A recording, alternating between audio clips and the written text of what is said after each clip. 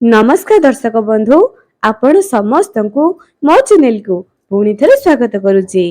दर्शक बंधु आज आपण मानकु गोटे सुंदर भिडियोटी आपण मानक सामना को नहीं आसी जे विषयटी एया हटे जे जेते बेले गोटे मनुष्यर जीवन रे वैवाहिक जीवन रे शांति न थाए, घरे टंका पैसार अभाव लगी रही थाए, किछि लोकंकर भल गाड़ी करिबा भल घर करिबा सब बेले स्वप्न स्वप्न ही रही जाए।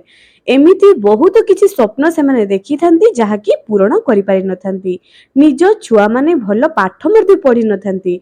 ए सबुर कारण बृहस्पति खराब, अर्थात जदि गुरु खराब हुए, बृहस्पति हेउचंती गुरु।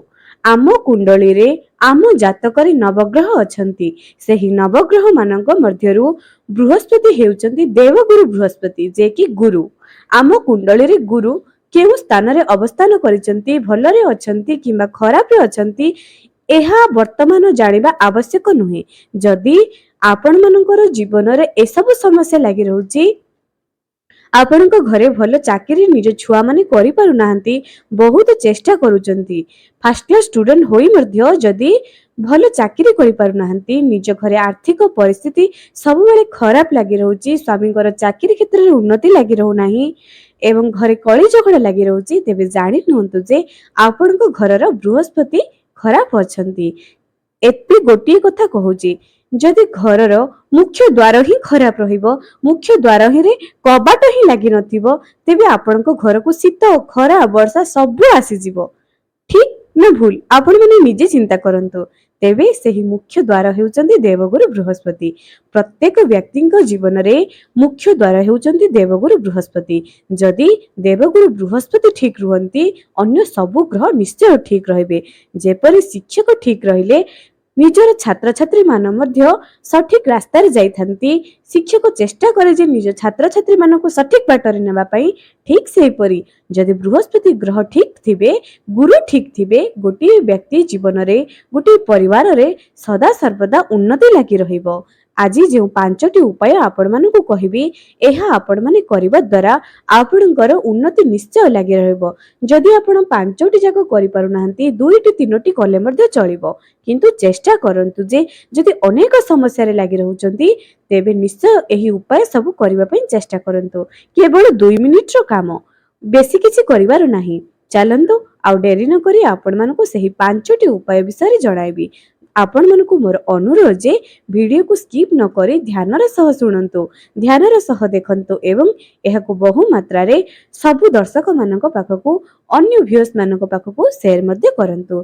जदि आपण माने मो चैनल नुआ आसुचंती, सब्सक्राइब करि दियंतु, पाखर थिबा बेल आइकन को क्लिक करी वीडियो को गोटे लाइक टे करि दियंतु।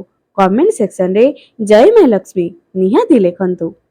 दर्शक बंधु, बृहस्पति ग्रह को निज घरर गुरु को अर्थात बृहस्पति जदि भलरे रहिबे, आपनको सब परिवार भल रहइबो। एबे जानिबा प्रथम उपाय। प्रथम उपाय एया अटे जे देवगुरु बृहस्पति को हळदी रंग, हळदी अत्यंत प्रिय अटे। तेबे आपण कोन करिवे, गोटे पात्र रे किछि जळ नेबे, सेथिरे किछि हळदी मिसाई देबे। प्रत्येक गुरुवार को गुरुवार निज मुख्य द्वारर कबाटरे एवं मुख्य द्वार रे ताहाकु ढालिबे। टिके होना काहेकि निश्चय करंतु, एही उपाय निश्चय करंतु।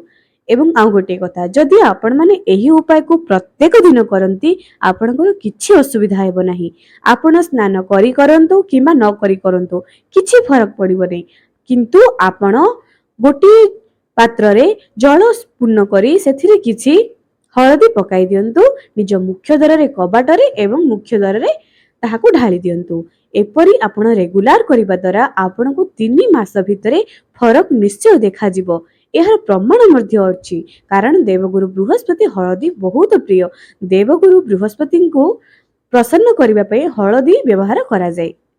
एबे आ गोटे कथा, जदि निज घरर व्यक्ति विशेष माने अधिक चिड़चिड़ापन रहउचंती, तेबे आपण गोटे पात्र रे जल नै गाधोई सारिबा पर एही उपायटी को करि देबे।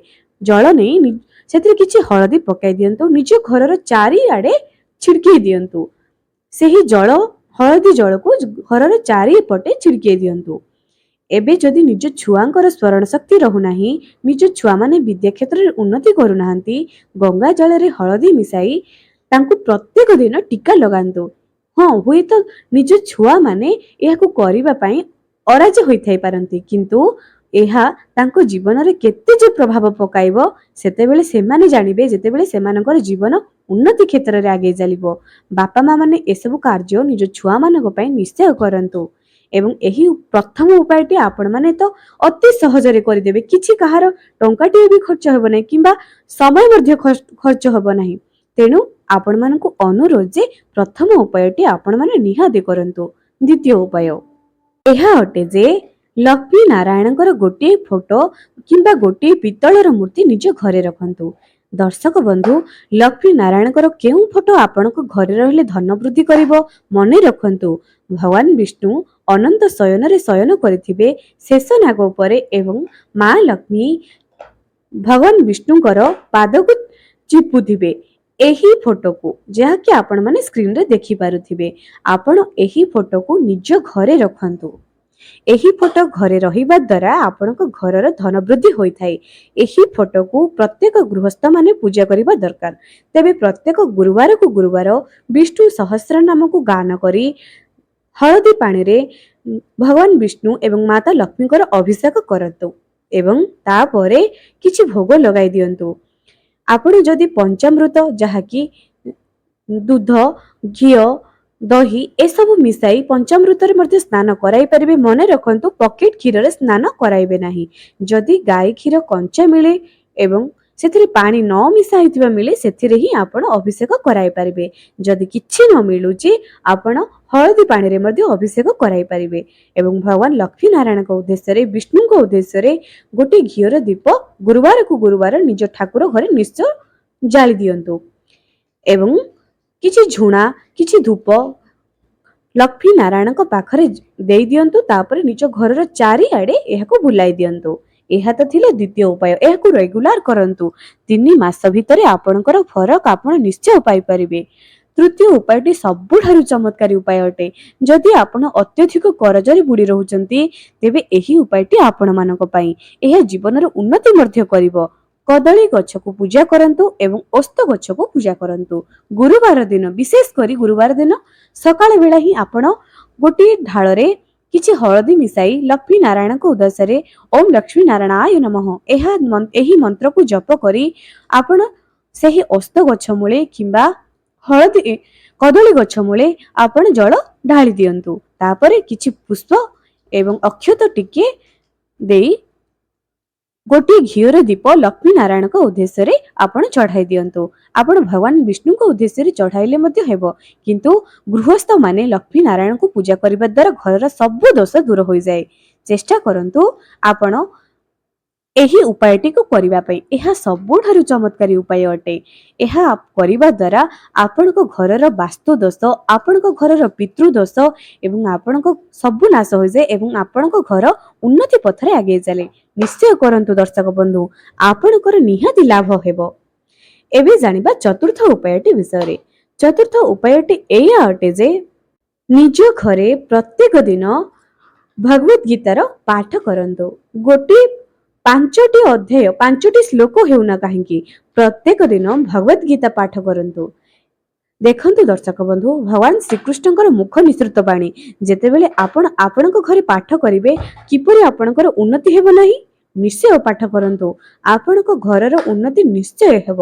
ଏହାକୁ ଆପଣ ରେଗୁଲାର କରିବା ଦରକାର। ରେଗୁଲାର କରିବା ଦ୍ୱାରା ହିଁ ଆପଣ ସୁଫଳ ପାଇପାରିବେ। ଅଳ୍ପ ଦିନ କରିକି ଯଦି ଛାଡ଼ିଦେବେ, ତେବେ ଆପଣଙ୍କର ଉନ୍ନତି ହେବ ନାହିଁ। ଯଦି ସତରେ ଚମତ୍କାରିତା ପାଉଛନ୍ତି, ତେବେ ଭଗବତ ଗୀତାକୁ ନିଶ୍ଚୟ ପାଠ କରନ୍ତୁ। ଏବଂ ଜାଣନ୍ତୁ ଦର୍ଶକ ବନ୍ଧୁ, ଯଦି ଆପଣ ସତରେ ଜଣେ ଭକ୍ତ ହୋଇଥିବେ, ଆପଣଙ୍କ ମନ ସଫା ଥିବ, ଯଦି ଆପଣ ଯେଉଁ ସମସ୍ୟାରେ ପୀଡ଼ିତ ଥିବେ, ଭଗବାନ ନିଶ୍ଚୟ ସ୍ୱପ୍ନାଦେଶ ଦେଇ ଆପଣଙ୍କୁ ସେ ସମସ୍ୟାରୁ ବାହାରି ଯିବାର ରାସ୍ତା ମଧ୍ୟ ବତାଇବେ। ଏଥିରେ ମୋର ମଧ୍ୟ ଅନୁଭୂତି ଅଛି। ଚେଷ୍ଟା କରନ୍ତୁ ଯେ ଭଗବାନଙ୍କ ନିକଟତର ହେବା ପାଇଁ। ଯଦି ଆପଣ ସେତିକି ମନ ପବିତ୍ର କରି ଭଗବାନଙ୍କର ପୂଜା କରିବେ, ତେବେ ଆପଣଙ୍କୁ ଏହି ସମସ୍ୟାରୁ ଆପଣ କିପରି ଉଦ୍ଧାର ପାଇପାରିବେ, ଭଗବାନ ଆପଣଙ୍କୁ ସ୍ୱପ୍ନାଦେଶ ଦ୍ୱାରା ନିଶ୍ଚୟ ଜଣାଇଦେବେ। ଚେଷ୍ଟା କରନ୍ତୁ, ନିଜ ଘରେ ଭଗବତ ଗୀତାର ପାଠ କରନ୍ତୁ। ଶେଷ ଉପାୟଟି ଏହା ଅଟେ ଯେ ସମ୍ପୁଟିତ ଶ୍ରୀ ସୂକ୍ତମ୍। ଆପଣ ଏହାକୁ ସର୍ଚ୍ଚ କଲେ ନିଶ୍ଚୟ ପାଇପାରିବେ। ସମ୍ପୁଟିତ ଶ୍ରୀ ସୂକ୍ତମ୍ संपुटित श्री सूक्तम को जो व्यक्ति दिन को 3 थर शुणी थाए किंबा दिन को 3 थर पढ़ी थाए दर्शक बंधु कर्मबहुल जीवन रे तो आपण बसिकी पढ़िबा भारी कष्ट। एमितिरे श्री सूक्तम गोटे ऋग्वेदर उद्धृत होईची आउ गोटे होची संपुटित श्री सूक्तम। एहाकू आपण माने निज घरे दिन को 3 थर लगाई सुनंतु। चेष्टा करंतु दिन को 3 थर 3 मास भितर आपण निश्चय फरक पाई परिबे। गोटे गोटे उपाय आज आपण माने जहाँ भी सुनिले कुहंतु आपणकर केते टंका खर्च होई जिवो, केते समय बर्बाद होई जिवो। थरे तो चिंता करंतु ए सब करिबा द्वारा आपण रोषेई करि मध्ये ए सब सुनि परिबे, घरर काम करि मध्ये आपण सुनि परिबे, निश्चय करि परिबे। छोटिया छोटिया उपाय मनुष्यर जीवन बदलाई पारे। जदि आपण माने मध्ये निज घरे सुख शांति चाहुचंती, छुआ मानकर उन्नति चाहुचंती, तेबे गुरु बृहस्पति को मजबूत करांतु। केवल से ही जणे जे कि आपणको घर को उन्नति पथरे आगे चलिबे। एवं मने रखंतु दर्शक बंधु, गुरु बृहस्पति जदि आपणकर मजबूत हेबे, चाकरी विद्या धन जन जस कीर्ति से सब सुख आपण पाई परिबे। जे मानकर बृहस्पति खराब थाए सेमानकर स्वप्न सदा सर्वदा स्वप्न ही रही जाए। एही सब उपाय करिबा द्वारा आपण गोटे थरे तो सफलता पाइबे नहीं, धीरे धीरे धीरे धीरे निश्चय सफलता पथ को आपण माने आगे पारिबे। एहार पौराणिक एवं शास्त्रीय प्रमाण मध्य अछि। तेबे दर्शक बंधु आजि पई रहिले, पुणी देखाइबो आगामी एक सुंदर वीडियो रे। आपण मानको मोर अनुरोध जे वीडियो को बहु मात्रा रे शेयर करंतु। जय जगन्नाथ।